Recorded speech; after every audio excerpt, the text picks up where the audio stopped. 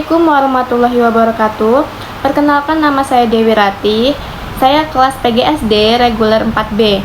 Jadi di sini saya akan menyelesaikan UTS saya, mata kuliah evaluasi pembelajaran. Baiklah, langsung saja. Di sini pertanyaannya adalah nomor 1, apa yang dimaksud dengan tes dan sebutkan aspek-aspek perencanaan tes. Jawabannya adalah tes adalah alat atau prosedur sistematis yang digunakan untuk mengukur kemampuan, pengetahuan, keterampilan, atau karakteristik tertentu dari siswa. Tes biasanya dilakukan dengan memberikan serangkaian pertanyaan atau tugas, kemudian hasilnya dianalisis untuk menilai kinerja atau kemampuan yang diuji. Aspek-aspek perencanaan tes diantaranya yaitu yang pertama, tujuan tes, menentukan apa yang ingin diukur, misalnya pengetahuan, keterampilan, sikap, atau kemampuan tertentu.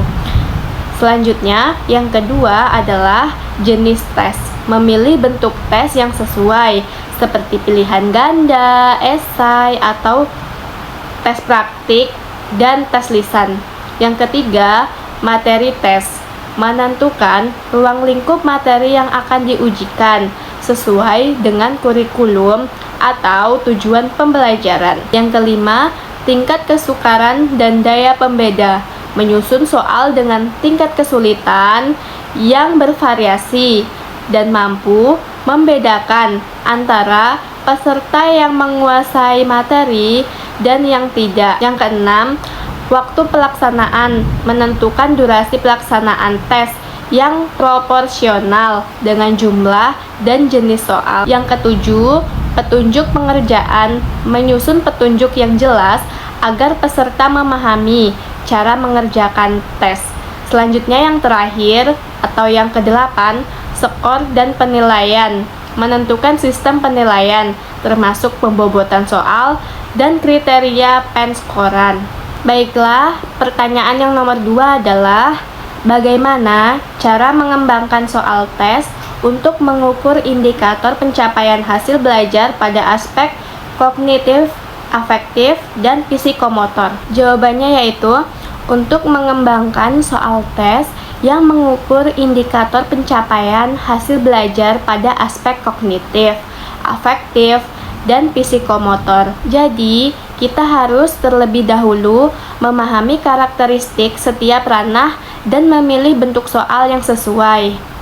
Aspek kognitif umumnya diukur melalui tes tertulis, aspek afektif dengan lembar observasi, skala sikap atau angket, dan aspek psikomotor dengan tes unjuk kerja atau lembar observasi. Baiklah, yang pertama, identifikasi tujuan dan indikator pembelajaran berdasarkan kurikulum, silabus, atau RPP. Tentukan kompetensi dasar dan indikator yang mencerminkan aspek. Ada 3, yang pertama kognitif atau pengetahuan, yang kedua afektif atau sikap dan nilai, yang ketiga psikomotor yaitu keterampilan. Yang kedua, menyusun soal atau instrumen berdasarkan aspek, yaitu 1, aspek kognitif. Tujuannya mengukur kemampuan berpikir seperti mengingat, memahami, menerapkan, menganalisis, dan mengevaluasi. Jenis soalnya pilihan ganda, isian singkat, benar salah, dan esai. Contoh indikatornya yaitu siswa dapat menjelaskan proses fotosintesis. Contoh soalnya, jelaskan tahapan-tahapan fotosintesis pada tumbuhan hijau. Yang kedua, aspek afektif.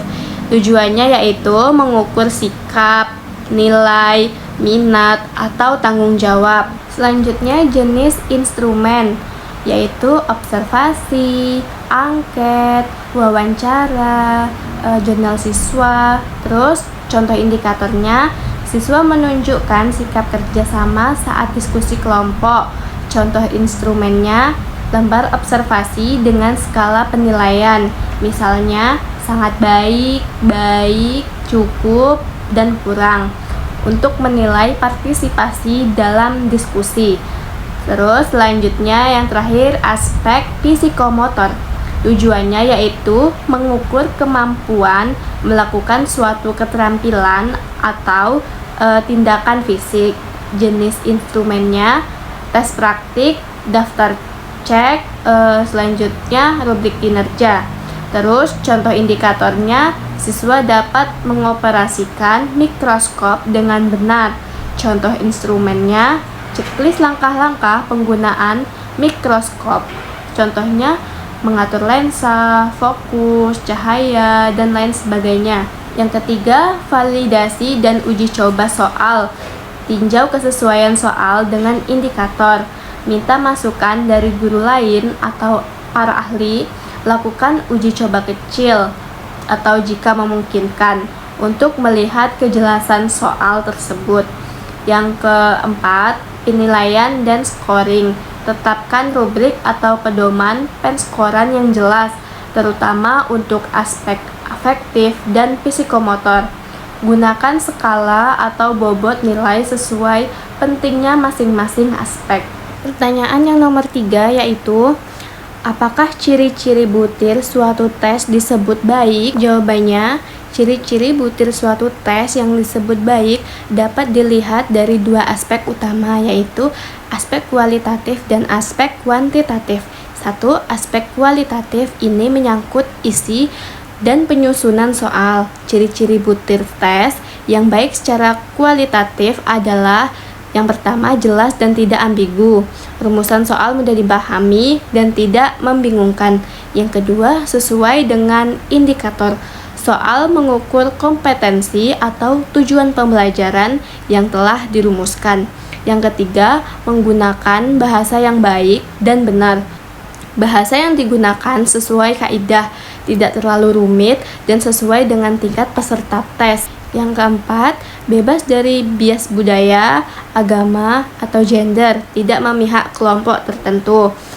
Yang kelima, tidak menimbulkan multitafsir. Soal memiliki satu jawaban benar untuk pilihan ganda atau sesuai dengan kunci atau untuk esai. Yang kedua, aspek kuantitatif. Ini menyangkut hasil analisis statistik dari butir soal setelah diuji cobakan. Ciri-cirinya yaitu tingkat kesukaran yang tepat, soal tidak terlalu mudah atau tidak terlalu sulit. Indeks kesukaran biasanya antara 0,3 sampai 0,7. Yang kedua, daya pembeda tinggi. Soal mampu membedakan antara peserta yang memiliki kemampuan tinggi dan rendah. Nilai idealnya 0,3.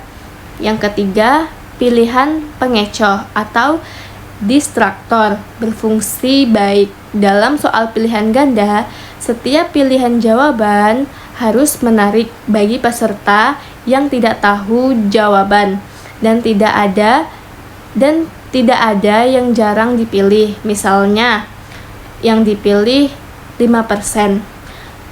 Kesimpulannya yaitu butir soal yang baik adalah soal yang secara isi relevan, jelas, dan adil, serta secara statistik efektif dalam mengukur kemampuan peserta. Untuk memastikan kualitasnya, biasanya dilakukan analisis butir soal setelah uji coba. Selanjutnya, pertanyaan nomor 4 yaitu, jelaskan 3 definisi evaluasi menurut para ahli.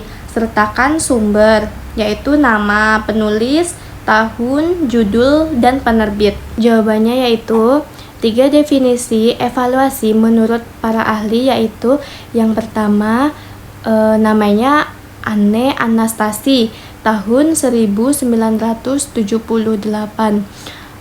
Definisinya, evaluasi adalah suatu proses sistematis untuk menentukan sejauh mana tujuan instruksional tersebut dicapai oleh seseorang. Sumbernya Anastasi A, tahun 1978, Gikal Testing Macmillan. Selanjutnya yang kedua namanya Suharsini Arikunto tahun 2003. Definisinya, evaluasi adalah serangkaian kegiatan yang bertujuan untuk mengukur tingkat keberhasilan pada suatu program pendidikan. Sumbernya Arikunto S. 2003, Dasar-dasar Evaluasi Pendidikan Bumi Askara. Yang ketiga atau yang terakhir yaitu namanya Daniel L. Stuff-Lebim tahun 1971. Definisinya, evaluasi adalah proses menggambarkan, memperoleh, dan menyajikan informasi yang berguna untuk menilai alternatif keputusan. Sumbernya Stuff-Lebim DL 1971, The Cheap Model for Evaluation in Evaluation Models, Viewpoints on Educational. Ketiga definisi tersebut menekankan bahwa evaluasi merupakan proses sistematis untuk mengukur sejauh mana tujuan telah tercapai, baik dalam konteks pendidikan maupun program lainnya. Evaluasi membantu dalam pengambilan keputusan yang berbasis data dan informasi yang valid. Baiklah, soal yang nomor 5 adalah tentukan hasil uji validitas tes. Baiklah, jawabannya yaitu butir soalnya 1 sampai 10. Soal yang benarnya yaitu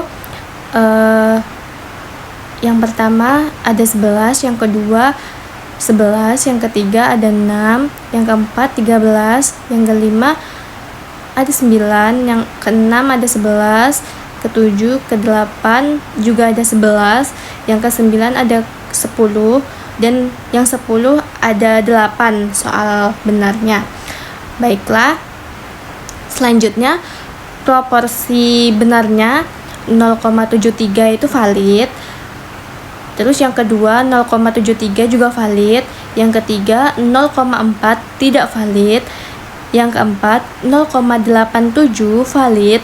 Nomor 5 0,6 tidak valid. Nomor 6 0,73 valid. Nomor 7 dan 8 juga sama, 0,73 valid. Nomor 9 0,67 valid. Yang ke-10 0,53 valid. Baiklah, terima kasih. Wassalamualaikum warahmatullahi wabarakatuh.